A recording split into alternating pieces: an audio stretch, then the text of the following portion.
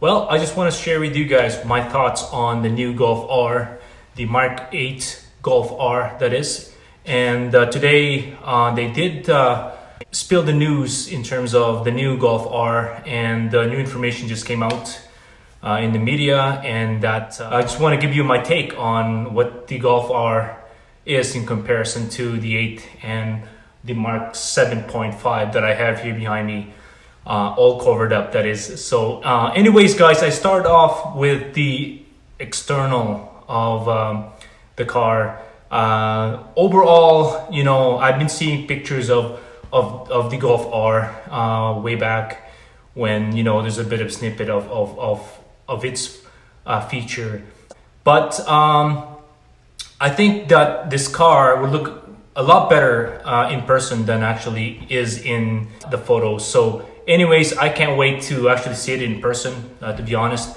It is growing on me. I don't mind it, but of course I still do like the Mark 7.5 than the 8, I would say. So anyways guys, without further ado, the exterior of the car, what they've done is really have more body kits. I feel that this new car, the Mark 8, has more body kit in them. It looks like there's a touch of Oettinger.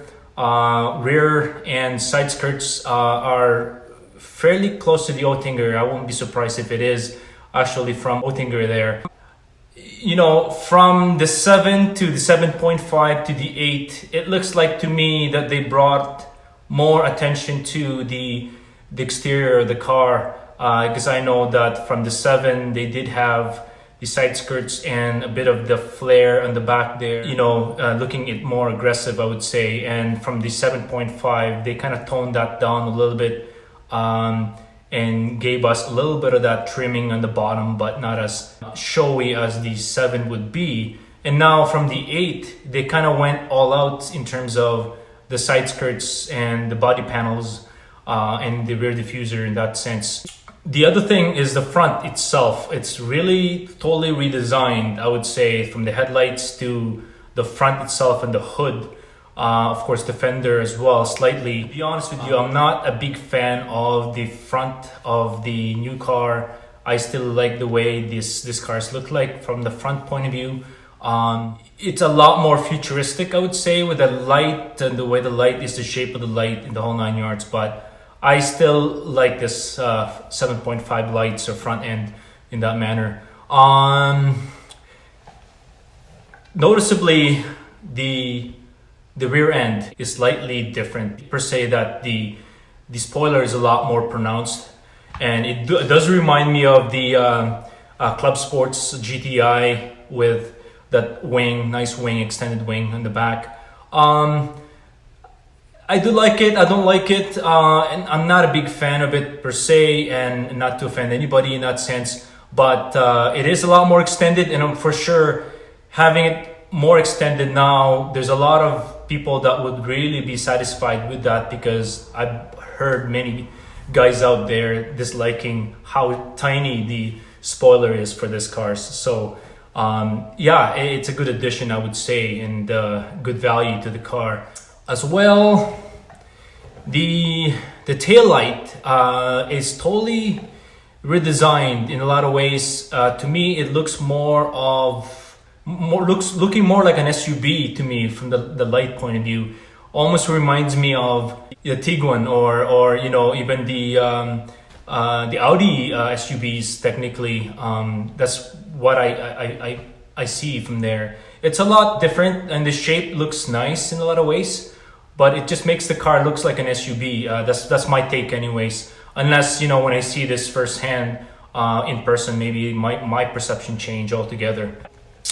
The roof line, I find that by looking at this closer even more, and having to compare the photo of my Mark 7.5 with the 8, I could see the roof line and the windows are a lot more tapered, going down to the back towards the spoiler. It looks like it makes the car a little bit more sportier, I would say, with that shape.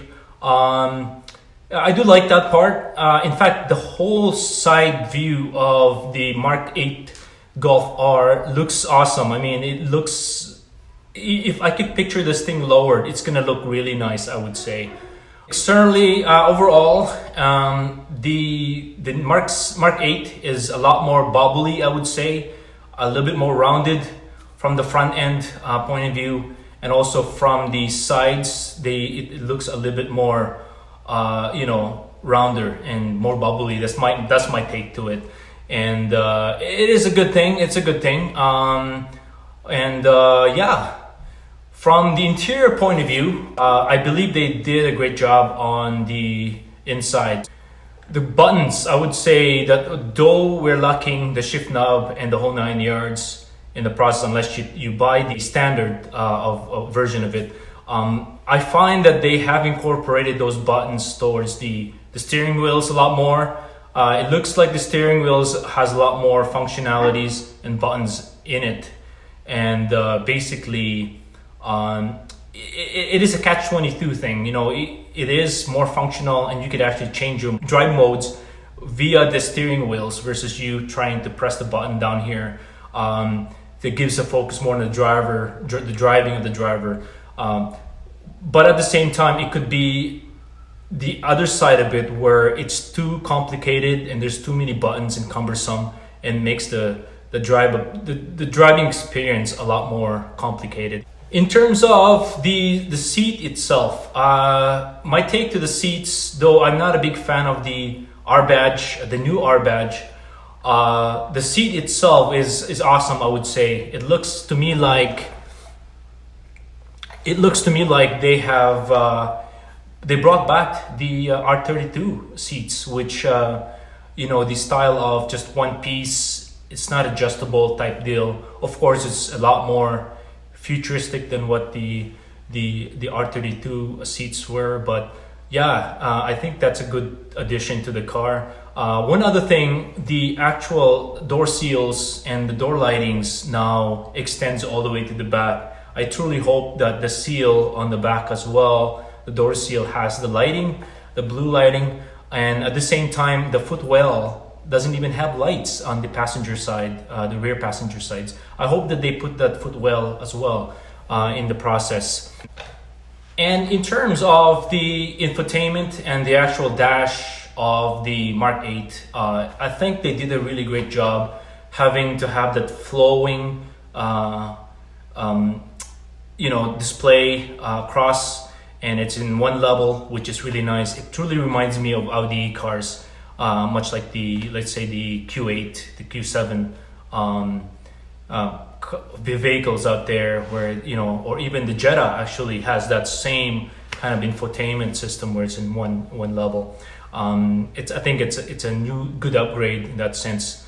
It flows really well. Well, talking under the hood of the Mark 8, it's great that they actually did make this a 320 horsepower now, and that it's about 10 horsepower more than the European spec Golf R Mark 7.5, and it being 320 at 310 torque, it's great, but it's not so great where in terms of the competitions out there. Today, this is nothing. It's not a big bump, I would say. I was hoping that it's a little bit more than what it is now. So to me, in that case, I don't really mind having my old Golf R. It's not so far away from where it's at this point. So one thing I like, guys, is that this time, finally, we're no longer a second class where the horsepower is the same throughout the world, with the 320 that they're sending out with the 310 torque.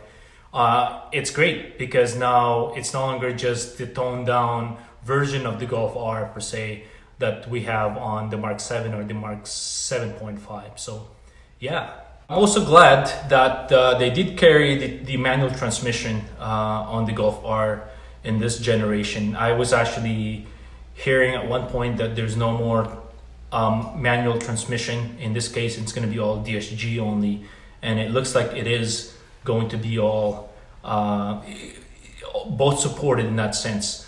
The drift mode, everybody's talking about the drift mode, and so much like the Focus RS, it did have the drift mode. And of course, just to compete possibly, they have also done a drift mode on the new Golf R.